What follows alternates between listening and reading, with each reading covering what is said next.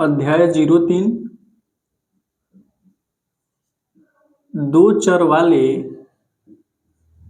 रैखिक समीकरण युग्म। इसके अंतर्गत हम लोग प्रश्नावली 3.1 देख रहे थे। प्रश्नावली 3.1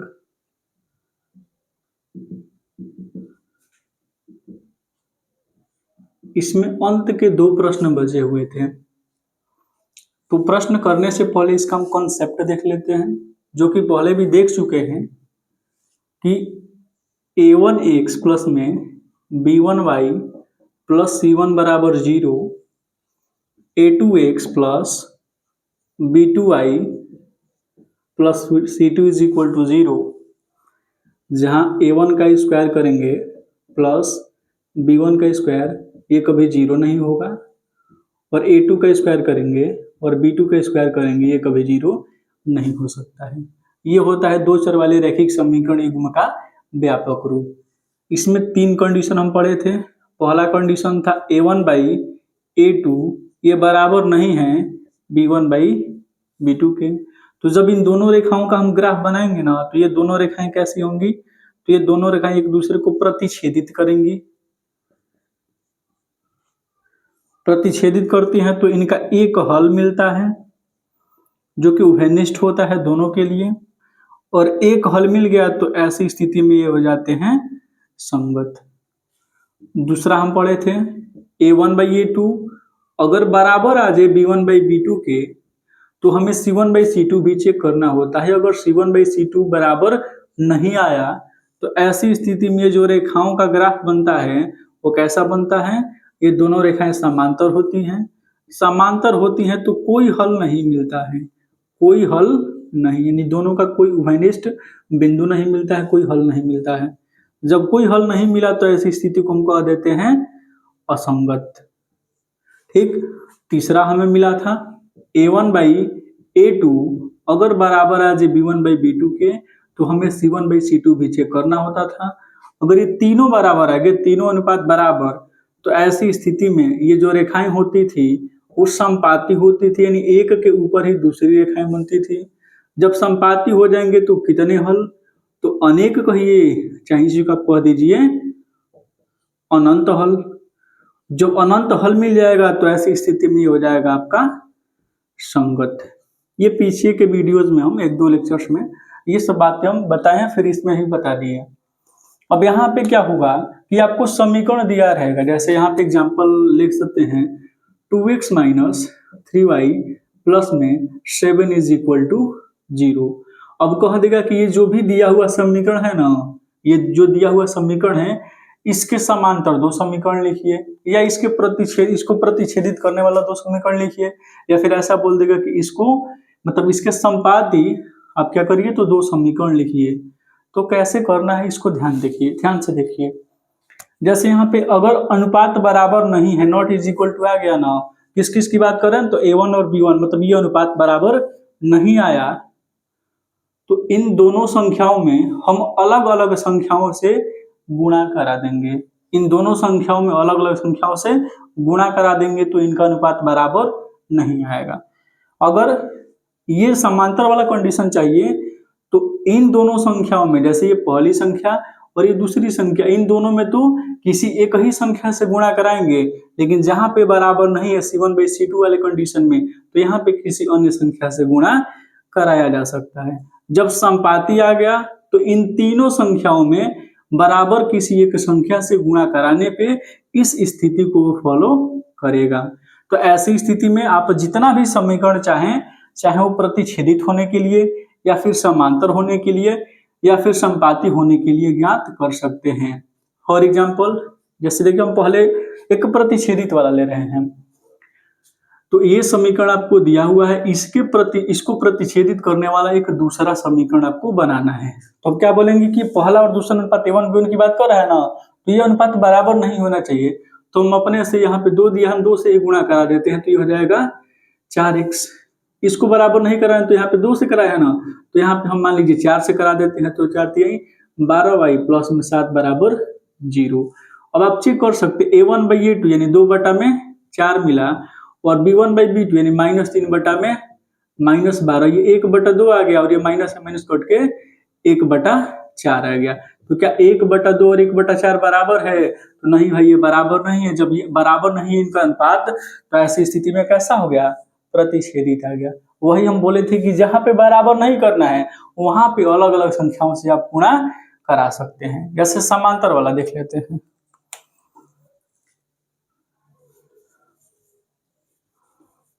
अब समांतर के लिए क्या चाहिए? ये अनुपात a1 b1 वाला तो बराबर चाहिए, मतलब ये अनुपात इस c1 वाला बराबर नहीं चाहिए, c1/c2 वाला।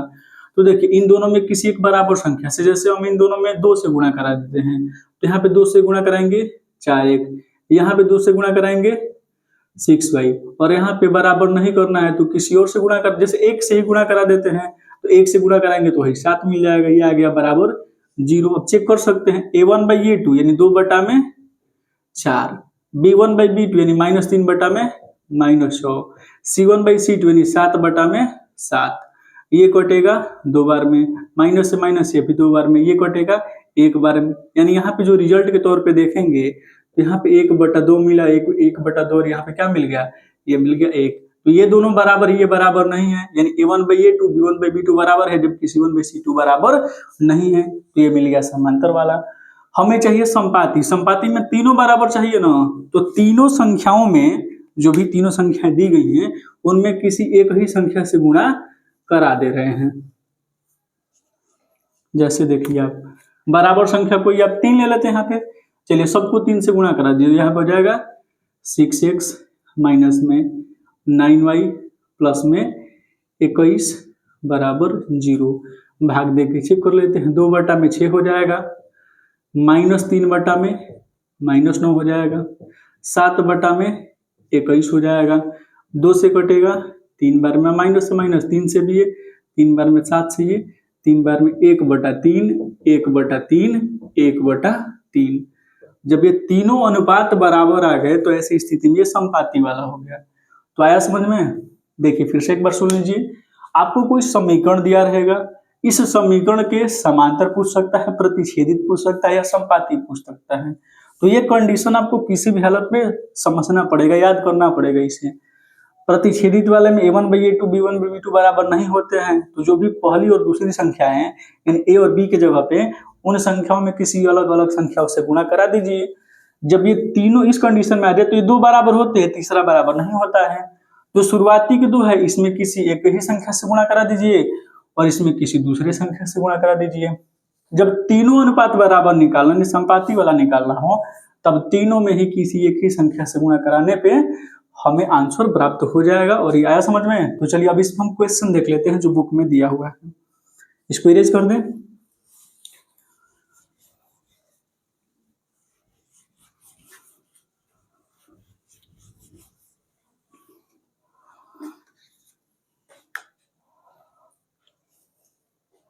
तो प्रश्न संख्या 6, इसके पहले जितने भी प्रश्न हैं उनको पीछे के लेक्चर्स में हम लोग सॉल्व कर चुके हैं। एक रैखिक समीकरण 2x + 3y - 8 = 0 दी गई है। दो चरों में एक ऐसी और रैखिक समीकरण लिखिए ताकि प्राप्त युग्म का ज्यामितीय अनुरूपण, जैसा कि पहला दिया है कि प्रतिच्छेदित करती रेखाएं हों, दूसरा में बोला है कि समांतर रेखाएं हों, और तीसरा में बोला है कि समपाती रेखाएं हों। चलिए तो करते हैं, पहले समीकरण लिख ले। प्रश्न संख्या 6, 2x + 3y माइनस में 8 बराबर 0, और पहला में क्या बोला है कि प्रतिच्छेदित करती रेखाएं, प्रतिच्छेद करती रेखाएं। चलिए करते हैं, प्रतिच्छेद करती रेखाएं। और प्रतिच्छेद वाला कंडीशन क्या होता है? तो a1/a2 का मान b1/b2 के मान के बराबर नहीं होना चाहिए।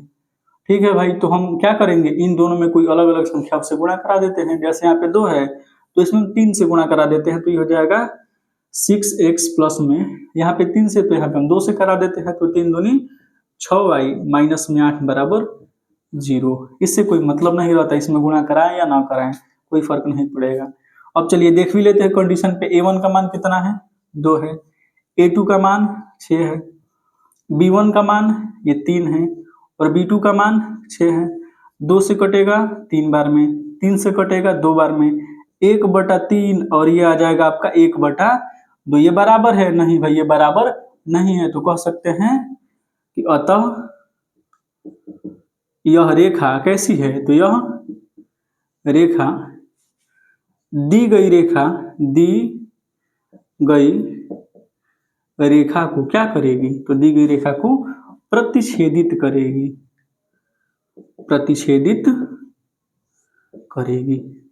या ऐसे भी लिख सकते हैं कि दोनों रेखाएं, जो दी गई रेखाएं हैं, दी गई रेखा और जो ये रेखा हम अभी क्या है, ये दोनों रेखाएं परस्पर एक दूसरे को प्रतिच्छेदित करेंगी। पहला क्वेश्चन हो गया।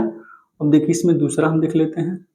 दूसरा क्या बोला है, समांतर बोला होगा। चलिए समांतर के लिए देख लेते हैं। समांतर के लिए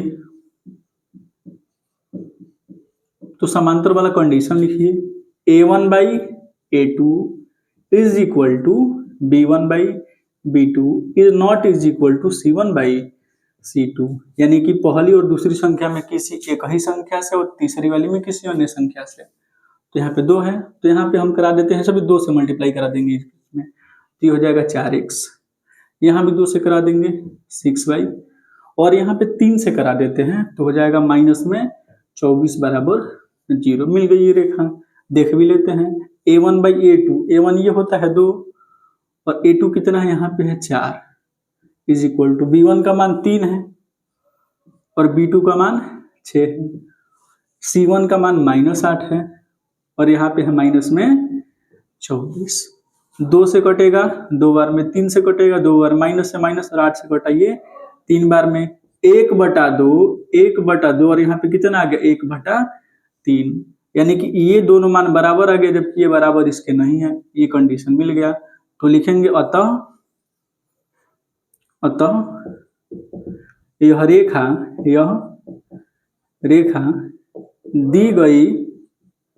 दी गई रेखा के कैसी है, दी गई रेखा के समांतर है, दी गई रेखा के समांतर है। कोई दिक्कत? अब चलिए इसको इरेज कर देते हैं और लास्टवा कंडीशन हम देख लेते हैं समपाती के लिए।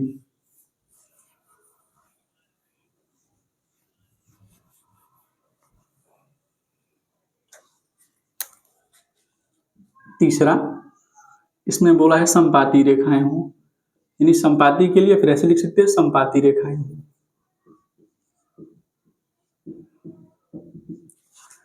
तो समपाती में तीनों बराबर होता है ना, तो तीनों में किसी एक ही संख्या से गुणा करा दे। जैसे 2 से ही करा देते हैं, 2 से, 3 से, 5 से, -1, -7, जो भी संख्या आप चाहें उस संख्या से मल्टीप्लाई करा सकते हैं। हम 2 से कराते हैं, यहाँ पे बन जाएगा 4x, यहाँ पे 2 से कराएंगे हो जाएगा 6y, यहाँ पे 2 से कराएंगे तो हो जाएगा माइनस में 8 दूनी 16 बराबर 0।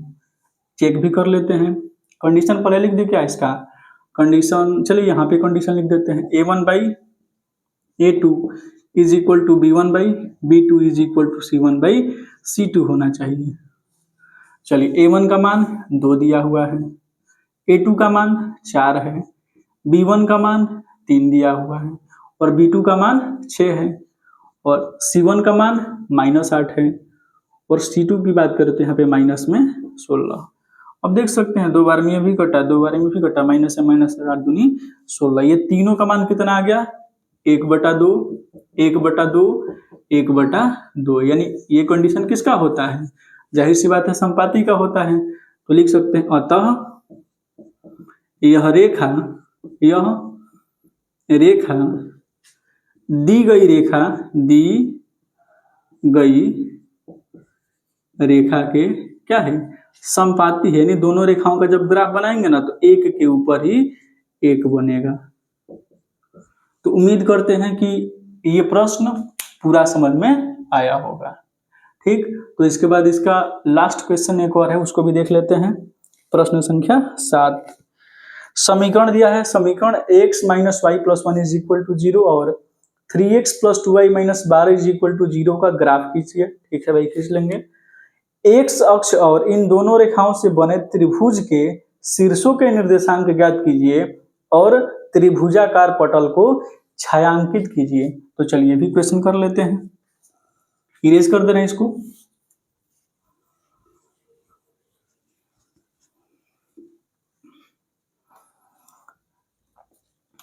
देखिए 6 नंबर क्वेश्चन है ये, नहीं 6 नहीं, 6 तो भी कि 7 नंबर क्वेश्चन है। समीकरण है आपका x माइनस वाई प्लस 1 बराबर 0। तो हल का इसका पहले हल, दो ही हल निकाल देते हैं। तो हल कैसे निकलता है, तो किसी एक चर को एक साइड और बाकी सब वैल्यू को दूसरे साइड, तो यहाँ पे y उधर जाएगा तो इधर माइनस उधर प्लस हो गया, ये +1 से उधर गया तो -1। अब हम y का मान इसमें पुट कर देते हैं, y इज इक्वल टू 1 रखने पर, जब y का मान 1 रखेंगे तो x is equal to 1 minus 1, यानी x का मान कितना हो गया 0, यानी x का मान 0 और y का मान कितना था 1। दूसरा हल निकाल देते हैं, y इज इक्वल टू 0 रख देते हैं, y इज इक्वल टू 0 रखने पर, तो y का मान जब 0 रखेंगे तो x is equal to 0 minus 1, यानी x का मान कितना मिल गया -1 मिल गया, यानी x का मान -1, y का मान 0। तो एक हल यहाँ पे निकल गया और एक हल हमारा यहाँ पे निकला है। ये पहला समीकरण था। दूसरा भी देख लेते हैं। दूसरा समीकरण आपका है 3x plus 2y minus 12, 3x plus 2y minus में 12 बराबर 0। 2y को इधर रखते हैं, ये 12 जब इधर माइनस से उधर जाएगा तो प्लस में हो जाएगा, और जो 3x इधर प्लस में साइड चेंज तो ये हो जाएगा माइनस में 3x। y is equal to हम कह सकते हैं कितना हो जाएगा 12 माइनस 3x बटा में 2। अब x का मान रखते जाएंगे, y का मान मिलता जाएगा, तो x इज इक्वल टू हम रख देते हैं 0।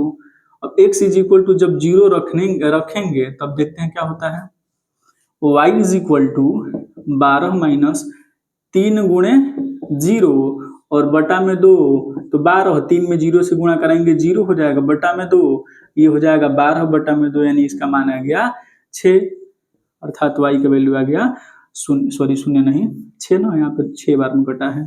तो x का मान 0 रखे हैं, y का मान कितना मिला 6, एक हल निकल गया। दूसरा एक और हल निकाल लेते हैं इसका। अब इसमें हम मान रख देते हैं, x का मान 4 रख देते हैं, x इज इक्वल टू 4 रखने पर, x इज इक्वल टू 4 रखने पर, तो y is equal to 12 minus 3, x की जगह पे 4 रखेंगे और बटा में हो जाएगा 2।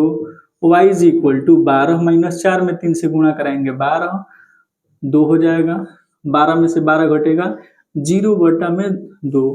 0 में कोई भी शून्येतर संख्या से गुणा कराते हैं, सॉरी भाग कराते हैं, तो इसका मान आ जाता है 0। अब देखिए x का वैल्यू कितना है, तो x का वैल्यू 4 रखे, y का मान कितना मिला 0 मिला, एक हल ये निकल गया आपका। 2 हल पे भी काम हमारे आसानी से हो जाता है, कोई दिक्कत। तो चलिए अब ग्राफ बनाना है तो इसको थोड़ा समय मिटाना पड़ेगा। देखिए ये हल लिखे है ना, हल समझ में आया होगा। अब ये समीकरण लिख दिए, अब इसका हल लिख देते हैं। हल मिला एक 0 और एक हल मिला है -1 0, -1 0, 0 1 -1 0, इसको मिटा दे रहे हैं। अब दूसरा समीकरण उसका हल लिख लेते हैं।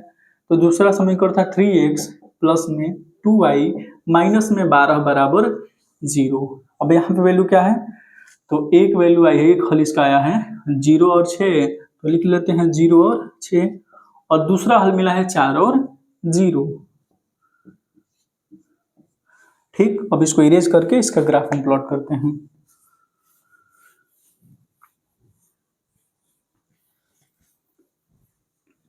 कोई भी प्रश्न आप हल कर रहे हो, अगर लग रहा है कि ये तो हम कर ही लेंगे, तो ये वीडियो या लेक्चर देखने से पहले आप खुद सॉल्व करिए। जब नहीं आए तब फिर से देख लीजिए लेक्चर, कोई दिक्कत नहीं है इसमें।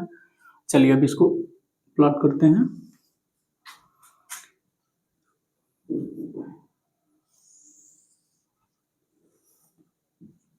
ये हो जाएगा आपका x, इसको बोलते हैं x डैश, x अक्ष बन गया, ये y हो जाएगा और ये होता है y डैश। ये मूल बिंदु होता है, सभी दूरी यहीं समाप्त हैं। चलिए x में 0 y में 1, यानी x में कहीं जाना ही नहीं है 0, y में लेकिन कितना है 1 है, तो 1 हो गया, तो 0 1 यही बिंदु मिल गया, x में 0 और y में 1। दूसरा x में -1 और y में 0, यानी -1 यानी इधर आएगा, लेकिन अब x में तो चलना है, y में नहीं चलना है, तो ये हो जाएगा -1 और 0। इन दोनों बिंदु को मिलाते हुए सीधी रेखा खींचेंगे, हमारा ग्राफ इसका बनके तैयार हो जाएगा। थोड़ा सा तिरछा हो रहा है उसके लिए सॉरी। चलिए मान रखते हैं ये क्या x - y + 1 इसका नाम है, तो नाम रख दिए x - y + 1 बराबर 0। अब दूसरा देख लेते हैं। दूसरा यहाँ पे 0 6 और 4 और 0, यानी x में 0 y में 6, तो x में 0 कहीं नहीं जाना, y में चलिए 1 2 3 4 5 6, यानी ये मिल गया x में 0 और y में 6। नाम भी लिख सकते हैं 1 2 3 4 5 और ये हो जाएगा 6। चलिए x में अब कितना चलना है 4, y में 0, तो -1 0, ये 0 होता है, फिर 1 2 3 4, x में 4 y में 0, यानी x में तो 4 चलना है लेकिन y में कहीं नहीं जाना है, यहीं पे रुक जाना है, तो ये हो जाएगा 4 और 0 इस बिंदु का निर्देशांक। अब इन दोनों बिंदु को मिलाते हुए रेखा खींच दीजिए भाई।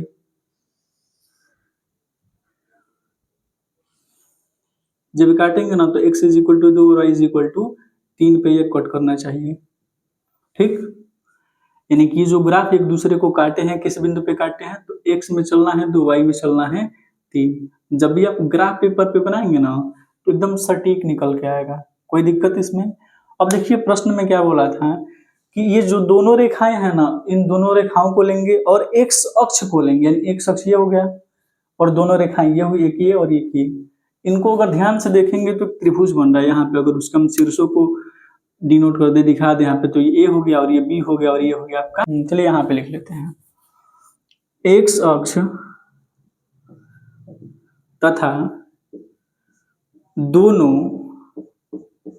रेखाओं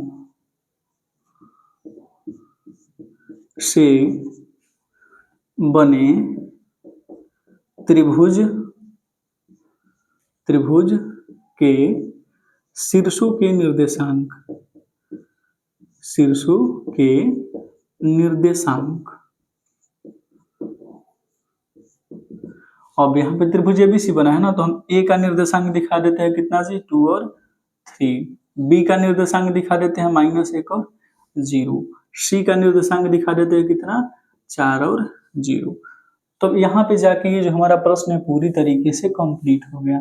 लेकिन इसमें एक और स्टेप अगर बढ़ा दिया जाए, जैसे कह दे कि इस त्रिभुज ABC का क्षेत्रफल बताइए कितना होगा, तो चलिए भी एक बार बता लेते। तो सवाल आपका जो था ना NCERT में बस यही तक था, इसको हम एक स्टेप आगे बढ़ा रहे हैं कि त्रिभुज ABC का हमें क्षेत्रफल निकालना होगा, तब क्या करेंगे, त्रिभुज ABC का क्षेत्रफल भी बताना होगा।